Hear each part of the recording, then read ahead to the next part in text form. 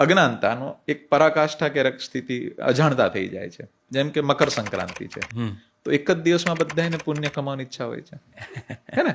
બધાને એક જ દિવસમાં લાડવા, લાપસી, ગોળ બધું જ ખવડાવવું હોય છે, અને પાછું પોતાના હાથથી જ ખવડાવવું હોય છે. એટલે હું આપના માધ્યમથી બધાને એક વિનંતી કરીશ કે બિલકુલ મકર સંક્રાંતિમાં સરસ રીતે દાન થવું જોઈએ. પણ અજાણતા આપણે ગાયોને એક સાથે બધું ખવડાવી દઈએ છીએ, તો ગાયની પાચનની પ્રક્રિયા અલગ છે.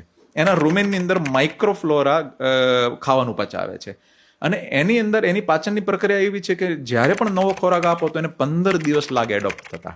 અચ્છા. હવે અચાનક કાર્બોહાઈડ્રેટ અચાનક ખૂબ પેટમાં જતું રહ્યું તો એના માઇક્રોબ્સ પચાવવા માટે તૈયાર નથી, તો એ ડિસ્ટર્બ થશે, એને આફરો આવશે, અને કેટલી મોટી સંખ્યામાં મૃત્યુ પણ થતા હોય છે. એટલે અજાણતા પુણ્ય કરતા કરતા પાપ થઈ જાય. એટલે અમે મકર સંક્રાંતિ માટે વિશેષ આપના માધ્યમથી બધાને વિનંતી કરીએ છીએ કે ગૌશાળા જે પણ રાખે અને જે લોકોને દાન પુણ્ય કરવું હોય તો જ્ઞાનથી ઉપર આવજો.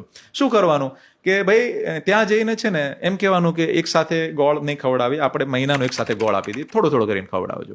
એક સાથે ચારો નહીં, આપણે ચારો આપીએ, થોડો થોડો ખવડાવો. લાપસી એક સાથે નહીં, આવી રીતે કરો. પૈસાનું દાન પણ આપી શકો, પણ જો તમારા હાથથી જ ખવડાવવાની ઈચ્છા હોય ને તો 30 દિવસ જઈને રોજ રોજ ખવડાવજો.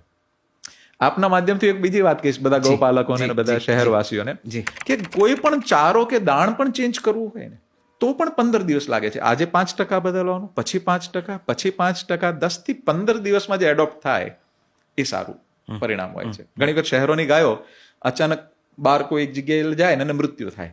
શું કામ? કારણ કે એને એઠવાડ ખાધો છે. હવે એઠવાડ ખાધેલી ગાયને ગમે એવો સરસ મજાનો ઘાસચારો આપશે ને તો એ તે ગાયનું મૃત્યુ નિશ્ચિત ઓલમોસ્ટ હોય છે. કેમ કે એનું રૂમેન અઠવાડ માટે એ સેટલ થઈ ગયું હોય છે. તો એને ધીરે ધીરે પેલા અઠવાડમાંથી પાકેલું ભોજન દેવું પડશે. જ્યારે એને શિફ્ટ કરીએ છીએ શહેરમાંથી બહાર, અચાનક પકડીને લઈ જઈએ છીએ બહાર, તો એની માટે એને પહેલા 5% ઘાસચારો આપો, પછી 10% આપો, 20% આપો. 25 દિવસની સાયકલ એને લઈ જશો તો મોર્ટેલિટી રેશિયો નહીં આવે. બરાબર છે. તો આ બધી જ્ઞાનથી ઉપર આવવાની વાત છે. એટલે મકર સંક્રાંતિમાં એક નહીં 10 વખત વધુ દાન કરજો, પણ સમજણ સાથે. વાહ.